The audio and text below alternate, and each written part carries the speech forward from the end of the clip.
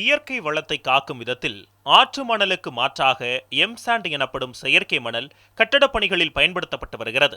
கட்டுமான பணிகளுக்கு ஆற்று மணல் மற்றும் எம்சாண்ட் தவிர மாற்று மணல் சாத்தியக்கூறுகளை கண்டறிய வேண்டிய நிலை ஏற்பட்டது.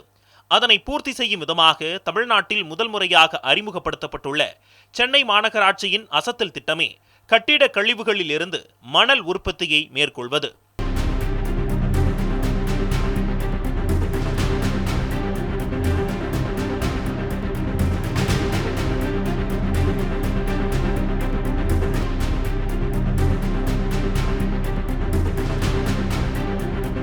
ஆங்காங்கே கட்டிடக் கழிவுகள் கொட்டப்படுவதை தடுக்கும் வகையிலும் மணல் உற்பத்தியின் தேவையை பூர்த்தி செய்யும் வகையிலும் சென்னை மாநகர் பகுதிகளில் உருவாக்கக்கூடிய கட்டடக் கழிவுகளை உரிமையாளர்கள் மண்டல வாரியாக அமைக்கப்பட்டுள்ள இடங்களில் கொட்ட அனுமதி வழங்கப்பட்டுள்ளது. கட்டட பராமரிப்பு பணியின் போது சேகரிக்கப்படும் கட்டடக் கழிவுகளை அகற்ற அதன் உரிமையாளர்கள் சென்னை மாநகராட்சியின் இணையதளம் அல்லது செயலியில் பதிவு செய்தாலே போதும். வீடு தேடி வந்து மாநகராட்சி ஊழியர்களை பெற்றுக்கொள்ளும் வசதி ஏற்படுத்தப்பட்டுள்ளது. இத்திட்டம் வரும் 21ஆம் தேதி முதல் அமலுக்கு வருகிறது.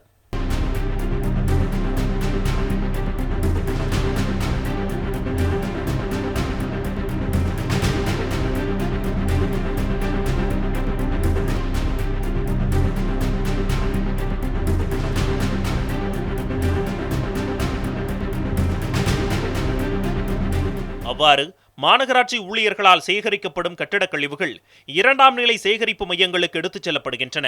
பின்னர் அங்கிருந்து லாரிகள் மூலம் கொடுங்கையூர் மற்றும் பெருங்குடியில் உள்ள கட்டடக் கழிவுகளை பிரித்தெடுக்கும் செயலாக்க நிலையத்திற்கு எடுத்துச் செல்லப்படுகிறது.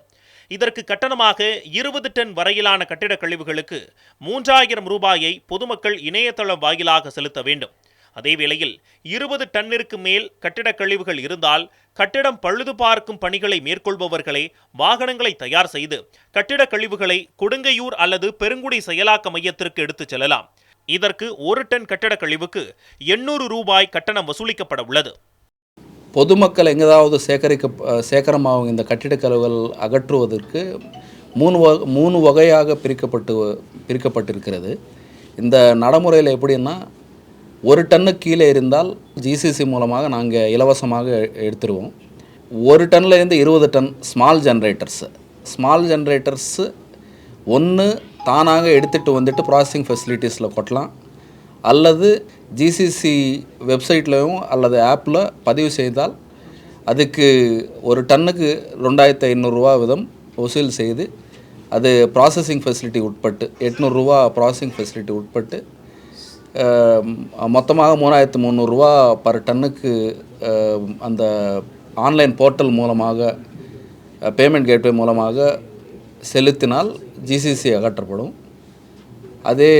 அதே போல் 20 டன்னுக்கு மேலே இருக்கக்கூடிய bulk waste generators processing facilities Kodungaiyur மற்றும் பெருங்குடியில் இருக்கக்கூடிய ப்ராசஸிங் ஃபெசிலிட்டிஸில் ப்ராசஸிங் ஃபீ மட்டும் செலுத்தி அங்கே கொட்டலாம்.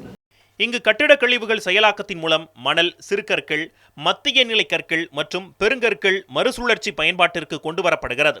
அவ்வாறு கடந்த ஜனவரி 7ஆம் தேதி முதல் ஏப்ரல் 14 வரை சென்னை மாநகராட்சியில் உள்ள 15 மண்டலங்களிலும் 1,118 டன் கட்டிடக் கழிவுகள் சேகரிக்கப்பட்டுள்ளன. பிரித்தெடுக்கப்பட்ட மணல்களை பொதுமக்கள் மற்றும் பெரிய வணிக நிறுவனங்களை கட்டுபவர்கள் 1 டன்னிற்கு 200 முதல் 250 ரூபாய் வரை கொடுத்து வாங்கலாம். பெருங்குடி மற்றும் கொடுங்கையூர் கிடங்குகளில் நாள் ஒன்றுக்கு 3000 டன் அளவிற்கு சுழற்சி செய்யப்படுகிறது. சாலை ஓரங்களில் மற்றும் பொது இடங்களில் சேகரமாகும் கட்டிடக் கழிவுகளை பிரைமரி கலெக்ஷனில் அகற்றி